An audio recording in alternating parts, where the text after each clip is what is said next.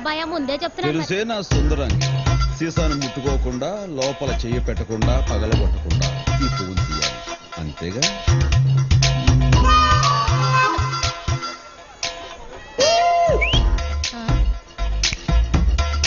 తాగు.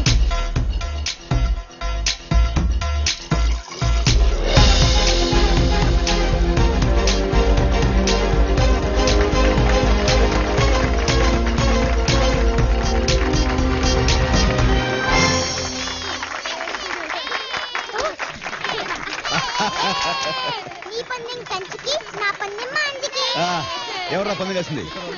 తీసుకోండి. ఇంకో పందెం కాతావా? మళ్ళీ ఏంటిది?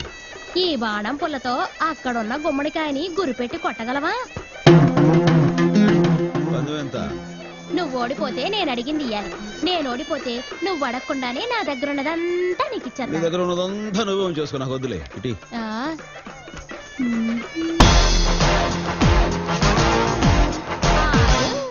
ఇలా పుల్లతో గుమ్మడికాయని గురెట్టి గోచెట్టుకున్నాడు ఎవడైనా కొట్టగలడు. మరి ఇదిగో మరి నువ్వు గురి చూసి నా చేతి గాజుల మధ్యలోంచి గుమ్మడికాయని కొట్టాలి. కొట్టు కొట్టు. పెద్ద మడత కాజాలా ఉన్నావే.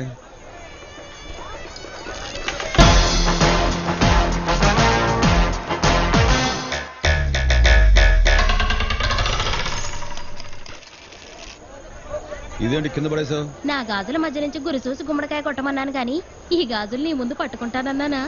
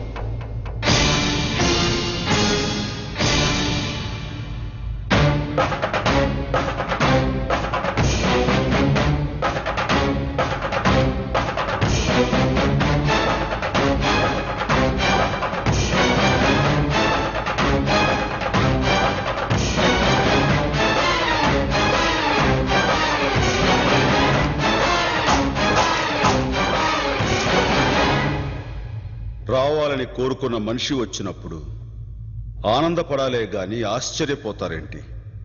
రాననుకున్నారా, రాలేననుకున్నారా? వస్తావని అనుకున్నా. ఇది నీ మూలంగా మా నాయన ఊపిరి వదిలిన నేల, నా తమ్ముళ్ల నెత్తిటితో తడిచిన గడ్డ. ఈడనే నీ ఆయు అంతమైపోవాలని రప్పించిన. కాశీకి పోయాడు, కాషాయం మనిషి అయిపోయాడనుకుంటున్నారా? వారణాసిలో బతుకుతున్నాడు, తన వరుస మార్చుంటాడనుకుంటున్నారా? అదే రక్తం, అదే పౌరుషం. నువ్వేందన్నా వాంతో నిలబడి మాట్లాడతావు? కూర్చో.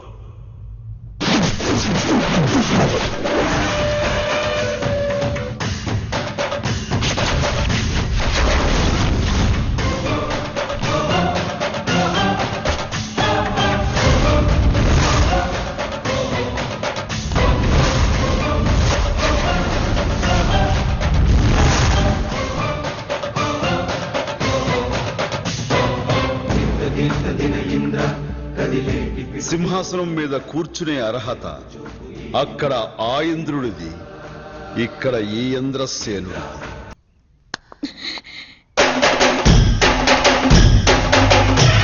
వెనక్కి వెళ్ళు, వెనక్కి వెళ్ళు.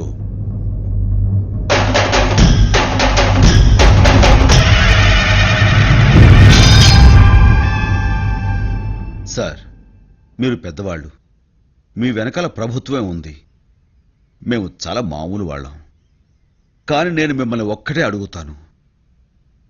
నువ్వు ఒక అమ్మకి అబ్బకి పుట్టుంటే ముందు నా మీద చెయ్యి వేసి ఆ తర్వాత మా వాళ్ళ జోలికి వెళ్ళు. కాదు కూడదు అనుకుంటే నీకు నీ వాళ్ళెవ్వరూ మిగలరు. ఒక అమ్మకి అబ్బకి పుట్టుంటే రా.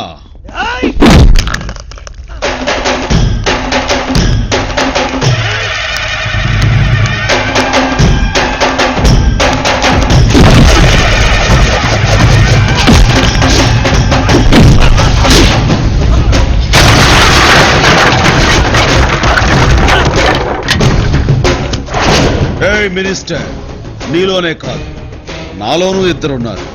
బరిలో ఉన్నప్పుడు అక్క మాట విన్న తమ్ముణ్ణి, బరి దాటాక ఆ దేవుడు మాట కూడా లెక్క చెయ్యని స్టాలిన్ని.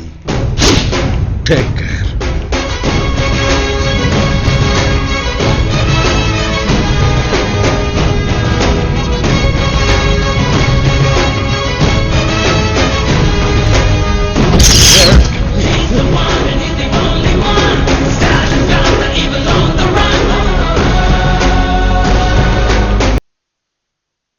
ఈ భగవద్గీత మీద ప్రమాణం చేసి చెప్పండి. గీతలో శ్రీకృష్ణుడు ఏం చెప్పాడో అదే నేను చేస్తున్నాను. ఇంకా ఈ ప్రమాణాలు దేనికి సార్? అది కోర్టు ఆనవాయితీ. గీత మీద చేయటం మీకు ఇష్టం లేకపోతే మీ ఆత్మసాక్షిగానైనా ప్రమాణం చేయాలి. Thank you sir. నా ఆత్మసాక్షిగా చెప్తున్నాను. సొసైటీలో జరిగే అన్యాయాలు చూడలేకే ఏసీఎఫ్ని స్థాపించాను. ఆ సంస్థ చేసే పనులన్నిటికీ నేనే కర్త, కర్మ, క్రియ. ఠాగూర్ గారు, ఒక ముఖ్యమంత్రికి ఉన్నంత నెట్వర్క్ మీకుందని పోలీస్ డిపార్ట్మెంట్ చెబుతోంది. ఇంత మేధస్సు ఉండి, అంతమంది ఫాలోయర్స్ ఉండి ఈ మార్గాన్ని ఎందుకు ఎంచుకున్నారు? కొన్ని సంవత్సరాల క్రితం పేరు మోసిన క్రిమినల్ లాయర్ శేషగిరిరావు మిమ్మల్ని జూనియర్గా చేర్చుకోవడానికి 5,000 లంచం అడిగితే ఉన్న ఒక్క ఇల్లు అమ్మి లంచం ఇచ్చి కన్న కూతురి పెళ్లి చేయలేక కుమిలి చనిపోయారు మీ నాన్నగారు. మీ నాన్నగారి దుస్థితి ఏ తండ్రికి రాకూడదని ఈ మార్గం ఎన్నుకున్నాను. ఈ సంగతి మీకెలా తెలుసు? మీరే అన్నారు కదా సార్ ఈయనకి ముఖ్యమంత్రికి ఉన్నంత నెట్వర్క్ ఉందని. చూడండి మిస్టర్ రవీంద్రనాథ్ ఠాగూర్ గారు, ఆంధ్రప్రదేశ్లో ఎవరి చరిత్ర ఏమిటో తెలుసుకోగలిగిన మీకు లంచం తీసుకోవడం కంటే మర్డర్ చేయడం పెద్ద నేరం అని తెలియదా? లంచాలు తీసుకోవడం మీ దృష్టిలో పెద్ద నేరం కాకపోవచ్చు సుబ్బారావు గారు. ఒక పబ్లిక్ ప్రాసిక్యూటర్గా ప్రభుత్వ ఉద్యోగం చేస్తున్న మీకు ట్విన్ సిటీస్ లో 5 కోట్లు విలువ చేసే కమర్షియల్ కాంప్లెక్స్, రాజమండ్రిలో ఒక థియేటర్, బెజవాడ గవర్నర్పేట సెంటర్లో 3 బ్రాందీ షాపులు, ఇవన్నీ ఎలా వచ్చాయి? ఎందరో అమాయకుల్ని దోషులుగా చిత్రీకరిస్తే వచ్చాయి. మీరు ఒక లాయర్తో మాట్లాడుతున్నారు. నేను మాట్లాడుతున్నది లాయర్తో కాదు, లంచగొండి. ఒక లంచగొండితో మాట్లాడుతున్నా. మిస్టర్ ఠాగూర్, ఎక్కువగా మాట్లాడితే మీ చరిత్ర విప్పి జడ్జి గారి ముందు పెడతాను. నల్ల కోటు విప్పి తెల్లమొహం వేసుకోవాల్సి వస్తుంది. యువర్ ఆనర్, ముద్దాయి ఇష్యూని సైడ్ ట్రాక్ చేస్తున్నాడు. విషయం మీ దాకా వచ్చేసరికి సైడ్ ట్రాక్ అయిందా? ఇదే మెయిన్ ట్రాక్. ప్రస్తుతం సొసైటీలో ఉన్న మెయిన్ ప్రాబ్లం లంచం. అదే నా ఆవేదన, సగటు భారతీయుడు ఆవేదన. సార్, వయసు పైబడ్డ కన్న తల్లి కళ్ళ ముందు చనిపోతూ ఉంటే కాలధర్మం అని తెలిసి ఏమీ చేయలేక కన్నీళ్లు పెట్టుకుంటాం. అలాంటి కన్న తల్లుల్ని ఎందరో కన్న భరతమాత లంచం అనే మహమ్మారి సోకి అకాల మరణంతో అర్ధంతరంగా చనిపోతూ ఉంటే చూస్తూ ఎలా ఊరుకోమంటారు sir? India is the greatest country. ఒక ఇండియా 250 సింగపూర్లతో సమానం. ఒక ఇండియా 8 జపాన్లతో సమానం. ఇండియా జనాభా 102 కోట్లు. అమెరికా జనాభా 28 కోట్లు. 28 కోట్లలో ఒక బిల్ గేట్స్ పుడితే 102 కోట్లలో ఎంతమంది పుట్టాలి? కానీ ఒక్కడు కూడా పుట్టలేదు. కారణం, మన దేశంలో సైంటిస్టులు చేసే ప్రయోగాలు వెలుగు చూడాలంటే లంచం. మేధావుల మేధస్సు మన దేశానికి ఉపయోగపడాలంటే లంచం. అందుకే సార్, భవిష్యత్ బిల్ గేట్స్ మన దేశం వదిలి పరాయి దేశాలకు వలస పోతున్నారు, అక్కడ రాణిస్తున్నారు. చెప్పులు కుట్టుకునే అబ్రహం లింకన్ అమెరికా అధ్యక్షుడు అయ్యాడు. మన దేశంలో అలాంటి అబ్రహం లింకన్లు ఇంకా చెప్పులు కుట్టుకుంటూనే బతుకుతున్నారు. కారణం లంచం. మన దేశంలో అడుగడుగునా లంచం. మున్సిపాలిటీ నీళ్లు రావడానికి లంచం, ఇల్లు కట్టడానికి లంచం, కరెంటు ఇవ్వడానికి లంచం, ఆ కరెంటు తీయకుండా ఉండడానికి లంచం, రేషన్ కార్డుకు లంచం, రేషన్ తీసుకోవడానికి లంచం, రైతులకు రుణాలు ఇవ్వాలంటే లంచం, ఆ రుణాలు కట్టలేని పరిస్థితుల్లో ఆస్తులు నిలుపుకోవాలంటే లంచం, హాస్పిటల్లో బెడ్కు లంచం, తినే బ్రెడ్కు లంచం, ఆడపడుచు ఆపరేషన్ లేకుండా సుఖంగా ప్రసవించాలంటే లంచం, బర్త్ సర్టిఫికేట్ లంచం, డెత్ సర్టిఫికేట్ లంచం, మనిషి పుట్టిన దగ్గర నుంచి చచ్చిన దాకా లంచం లంచం లంచం. అగ్గిపెట్టెల దగ్గర నుంచి రైలు పెట్టెల దాకా అవినీతి నడుస్తూ ఉంటే బతుకు రైలు ఏ పట్టాల మీద నడపాలి సార్? అంటే లంచం లేకుండా ఈ దేశంలో ఏ పని జరగదనే మీ ఉద్దేశం? జరగదు సార్. రిక్షా వాడికి భయం పోలీస్ అంటే, పగటిపూట లైట్ లేదని కేసు పెడతాడేమోనని. లారీ డ్రైవర్కు భయం ఆర్టీఓ అంటే పర్మిట్ ఉన్నా లేదని లారీని రోడ్డు మీద అడ్డంగా నిలిపేస్తాడేమోనని. రిటైర్ అయిన వాడికి భయం పెన్షన్ తీసుకోవాలంటే నువ్వు బతికే ఉన్నావున్న సర్టిఫికేట్ అడుగుతాడేమోనని. పిల్లలకన్నా తల్లిదండ్రులకు భయం కాన్వెంట్ చదువులంటే ఎల్కేజీ సీటుకి ఎంత డబ్బు గుంజుతారోనని. ఓ ఆటో డ్రైవర్, రిక్షావాడు, కూలి రోజంతా కష్టపడి సంపాదించిన దాంట్లో ఈ లంచగొండ్లే సగం తినేస్తుంటే మిగతా డబ్బులతో పెళ్లం బిడ్డలు ఏమని పోషిస్తాడు సార్? వీళ్ళంతా లంచాలు ఇవ్వగలరా? ఇవ్వలేరు. ఇలాంటి వాళ్ళందరి ఆవేదన చూసే నా గుండె రగిలిపోయింది. ఒక్కసారి విశ్వకవి రవీంద్రనాథ్ ఠాగూర్ మాటలు గుర్తు చేసుకోండి. ఎక్కడ మనస్సు నిర్భయంగా ఉంటుందో, ఎక్కడ మానవుడు సగర్వంగా తలెత్తుకుని తిరగలడో, ఎక్కడ ప్రపంచం ముక్కలు ముక్కలైపోయి మగ్గిపోదో, ఎక్కడ మన చదువు విజ్ఞానం మూఢనమ్మకాల్లో ఇంకిపోదో, ఎక్కడ ఒక మనిషి తోటి మనిషిని దోచుకోడో అక్కడ ఆ స్వేచ్ఛ స్వర్గంలోకి భగవంతుడా నా ఈ దేశాన్ని మేలుకొలుపు అంటూ ఆయన గీతాంజలి రచించాడు. ఆ ఠాగూర్ పేరు పెట్టుకున్న నేను ఆయన కలలుగన్న స్వేచ్ఛ స్వర్గంలోకి నా దేశాన్ని నడిపించడానికే ఈ రక్తాంజలి రాశాను. ఒక లంచగొండిని చంపైన 1,00,000 మంది అవినీతి పరుల గుండెల్లో భయం పుట్టించాలనుకున్నాను, పుట్టించాను. మిస్టర్ జస్టిస్, కోర్టుకు చెవులు తప్ప కళ్ళు హృదయం ఉండవంటారు. ఒక్కసారి మీ హృదయంతో చూడండి. నేను చేసింది నేరమని ఇంకా మీకు అనిపిస్తే నా కోసం లా పుస్తకాలు తిరగేయొద్దు, క్లాజులు సబ్ క్లాజులు చూడొద్దు, పేరాలకు పేరాల ఆరాలు తీయొద్దు. నేరం ఒప్పుకుంటున్నాను గనక మీ తీర్పు ఉరిశిక్ష అయితే ఆనందంగా ఉరికమ్మం ఎక్కుతాను. ఫైనల్ జడ్జిమెంట్ ఇవ్వండి. The court is adjourned for the judgement.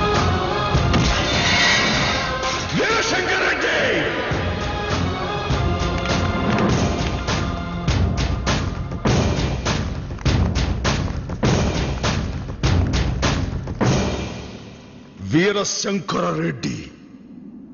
ఏం చూసి పెట్టాడు రా మీ అయ్య నీకు ఆ పేరు?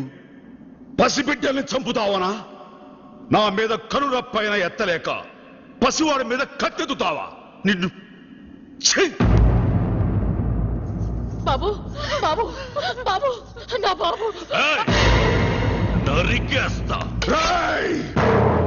ఇంకొక అడుగు ముందుకు వేస్తే ఈ గుణపం గుండెలో దిగుద్ది.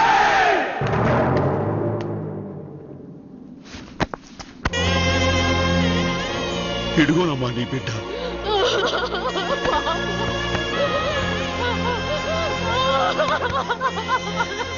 అమ్మా, ఈ చేతులు కాపాడడం వల్లే నీ బిడ్డ నీకు దూరం అయి ఉంటే నన్ను క్షమించమ్మా. లేదయ్యా, బాబుని ఎక్కడోసారి కూడా చూడనివ్వకుండా చేశాడని కోలిపోతున్నాను. ఇంతకు ముందు నా బాబుకు ఆయుష్ పోసాం, ఇప్పుడు ఆఖరి చూపు అందించడానికి తీసుకొచ్చామయ్యా. నీకే నేను చేతులెత్తి దండం పెట్టాలయ్యా. ఏందన్నా పగోన్ని పట్టుకుని వదినట్ట దండం పెడతా ఉంటే ఊరుకుంటావు? మీ పౌరుషం చూపించాల్సిన ఆడవాళ్ళ మీద కాదురా, మూతి మీద మేసం ఉన్న వాళ్ళ మీద, నా మీద వస్తారా? ఏంట్రా మాట పడిపోయిందా? మీలో దమ్ముంటే ముందుకు రండిరా, చూసుకుందాం రండి. ఏందిరా చూసుకునేది? నా బిడ్డ నేను చంపుకున్నా, మీకేందిరా బాధ? నీ బిడ్డ నువ్వు కన్నావా, మోసావా, పెంచావా? రాయ్, నిన్ను పొడిస్తే అమ్మ అంటావు, ఇప్పుడు అమ్మ కడుపులోనే పొడిచావు. నీకు నీ తమ్ములకు కత్తి గాయం ఎలా ఉంటుందో తెలుసు తప్ప, ఒక తల్లి గుండెకు గాయమైతే ఆ తల్లి పెగుకు గాయమైతే ఎలా ఉంటుందో తెలియదురా. భర్త పోతే పసుపు కుంకాలు పోగొట్టుకునే స్త్రీ బిడ్డ పోతే సర్వస్వం పోగొట్టుకోవట్టుగా ఎలా కుమిలి కూలి ఏడుస్తుందో చూడరా. ఆ అమ్మకి ఆ బిడ్డను తెచ్చి ఇవ్వగలవా? ఇవ్వలేవు. కానీ ఆ తల్లికి ఆ బిడ్డ జ్ఞాపకాలని నేను అందిస్తాను. చూస్తారే, కానివ్వండి.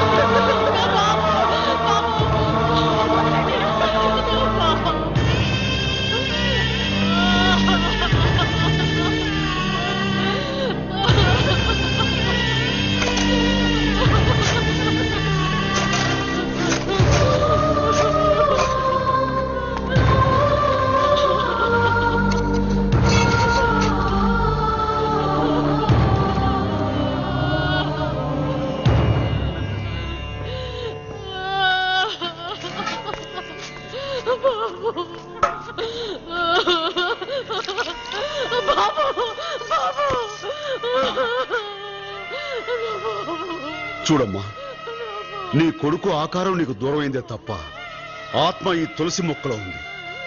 ప్రతిరోజు నీళ్లు పోసి పెంచు.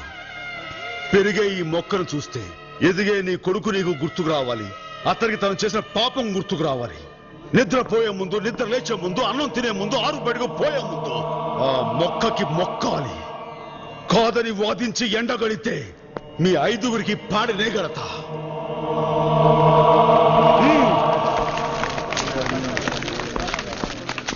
Veerashankar Reddy,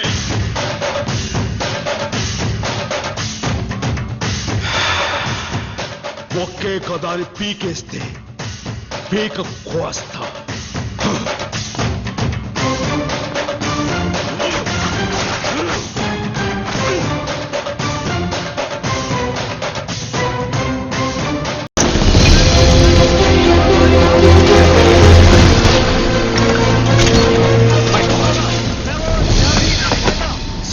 Major Stalin reporting, sir. What happened? Enemy has suddenly attacked us from unexpected zone. Tiger first, sir. 13841. Give me permission. I take charge, sir. Stalin. Yes, sir. Major Stalin moving, sir. Captain, ammunition. Stalin, stop.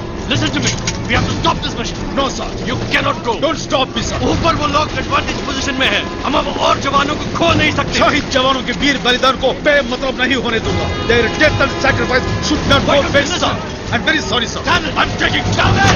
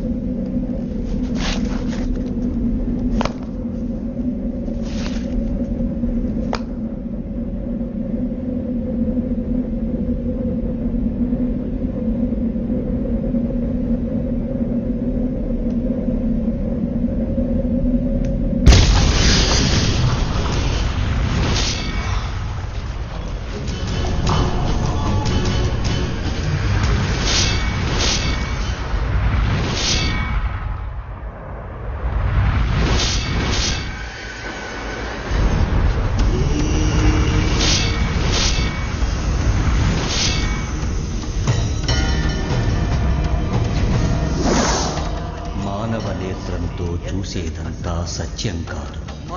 మనోనేత్రం తెరిచి చూడు, సర్వం బోధపడుతుంది.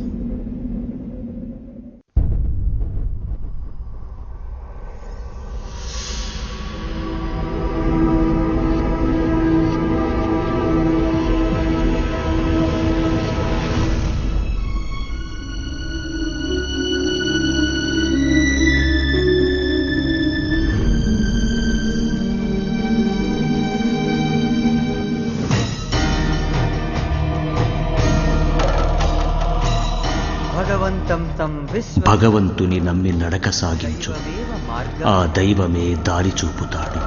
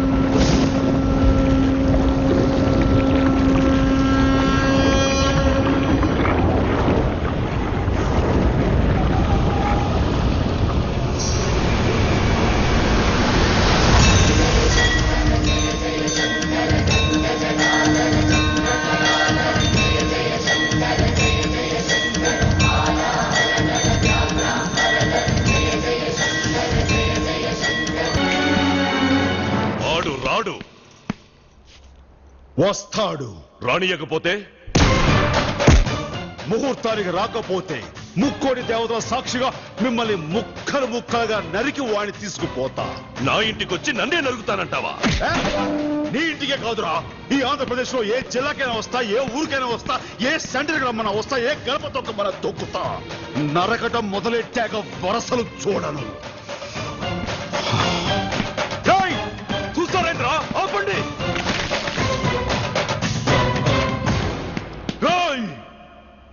ఆయుధం లేకుండా వచ్చినావు, మా గడప దాటి ఎట్టా పోతావు? ఆయుధాలు మీకు కావాలరా, నాకు చాలు. నరుకుతా. సయ్యా, సై అంటే సెకండ్ కో హెడ్ తీసుకెళ్తా. ఇంద్రసేన రెడ్డి.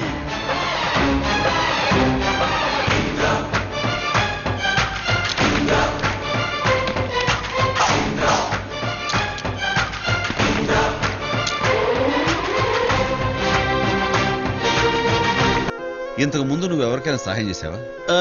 ఎవరికైనా సహాయం అంటే సరే, ఫ్యూచర్ లో ఎంతమందికి సహాయం చేయగలవు? ఫ్యూచర్ లో అంటే ఒక 50, 100, 150 మంది దాకా. అక్కర్లేదు, జస్ట్ 3 సహాయం చేయండి, మొత్తం ఈ ప్రపంచాన్ని మార్చేయచ్చు. 3 సహాయం చేస్తే మొత్తం ప్రపంచాన్ని మార్చేయచ్చంట. ఎలా కుదురుతుందన్నయ్య? కుదురుతుంది.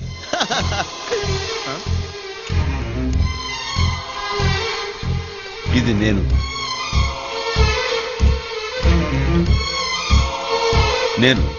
ఓ 3 సహాయం చేస్తాను. ఆ 3 దగ్గర నుంచి నేను థ్యాంక్స్ కోసం ఎదురు చూడకుండా తలా 3కి హెల్ప్ చేయమంటాను. అలా 3గా పెరిగి చివరికి ప్రతి ఒక్కరిలోనూ ఎదురువాడికి సాయం చేయాలి అనే ఆలోచన పుడుతుంది.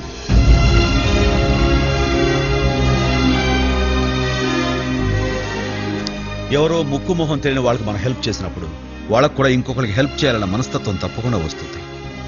ఈ ప్రపంచంలో మనిషికి సాయపడేది ఆ దేవుడు కాదురా, మనిషికి మనిషే సాయపడాలి.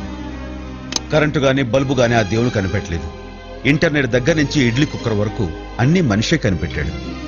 మనిషి తలుచుకుంటే ఏదైనా సాధించొచ్చన్న నమ్మకం నాకుంది. షౌకత్ అలీ ఖాన్, తప్పు నా వైపు ఉండిపోయింది కాబట్టి తలంచుకెళ్తున్నాను, లేకపోతే ఇక్కడి నుంచి తలను తీసుకెళ్లేవాడిని. మావాడు ఫోన్ చేసేదాకా వచ్చాడంటే మీ అమ్మాయి ఎక్కడి దాకా వచ్చిందో నేను అడగను. హిందూ అయినా ముస్లిం అయినా ఆడపడుచు నా తోబుట్టుతో సమానం.